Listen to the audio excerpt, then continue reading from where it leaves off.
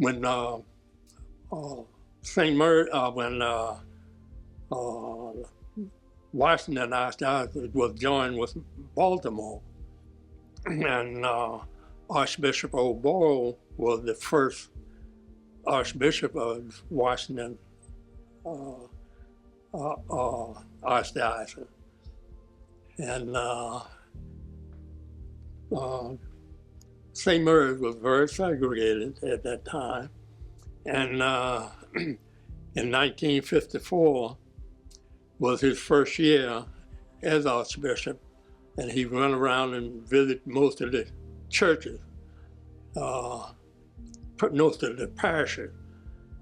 And he came to St. Mary's, and Father Lochran came down and got me and said he wanted to go around with Archbishop to view, to look at the parish and the condition and everything, and that's when the changes were really made. They closed the little 2 rooms classroom for colored kids down the street and turned the rectory into 2 classrooms and moved them all together. And the church was redesigned. Before that, well, off the center aisle to the altar rail, it was all for the white folk, and then the colored people were sit in the back of the church. They had, as you go up the main aisle, well, then you couldn't enter the pews from the main aisle because it was all boarded up. And they went in the door where the bell tie is, and the bell, and then they could go in the side door where the confessional is now. The confessional was out in the main church, right as you come in the front door, and one on one side, one on the outside. But the colored folks couldn't use the center aisle to go to confession.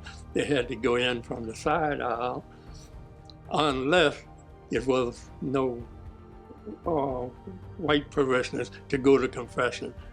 And then later on, when they redesigned the church, they took the confessionals out and made the confessional back where it is now. The only time we could come into the front door was at a funeral or wedding, something like that. And the new pastor was Father Gaddy.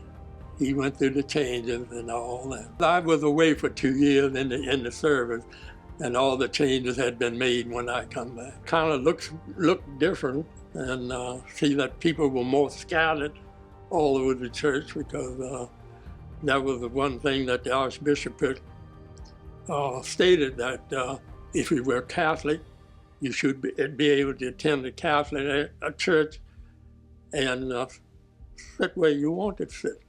We sat in the back because it was during desegregation time, and since we were black, we had to sit in the back of the church. It was same as any place in Upper Marlboro. We had to be in the back. At the movie theater, we was up the top, and they were down at the bottom. Caucasians were at the bottom.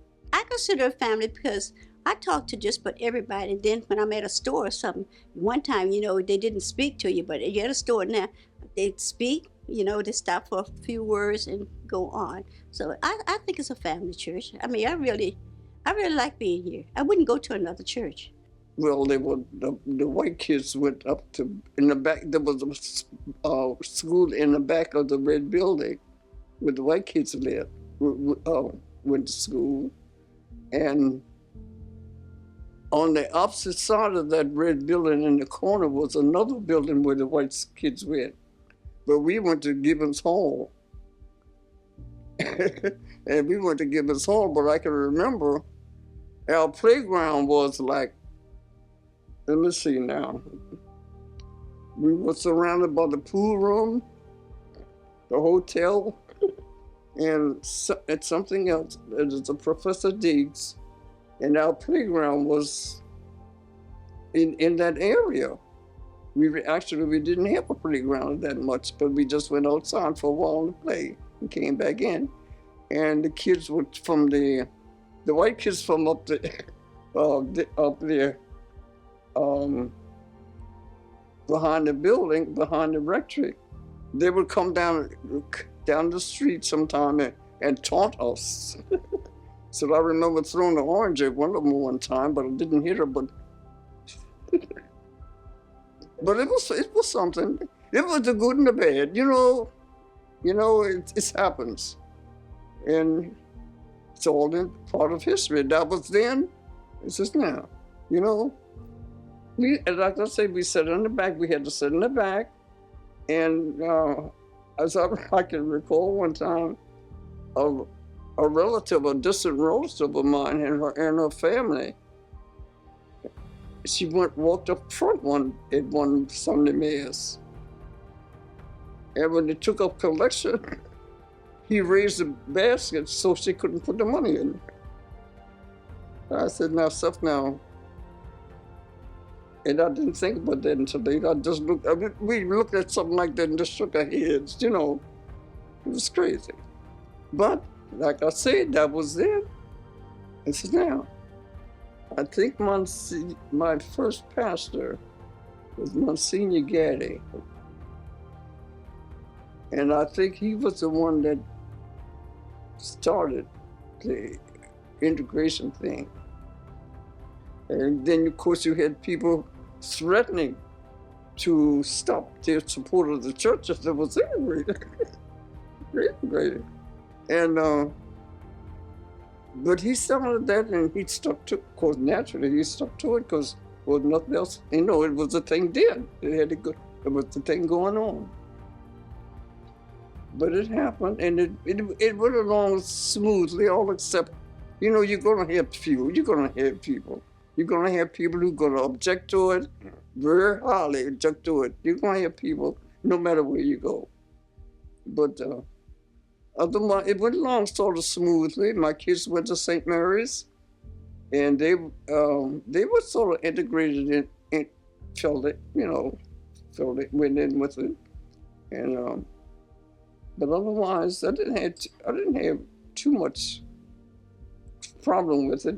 Confirmation and baptism were separate. Separate. The black kids got baptized different, confirmed different.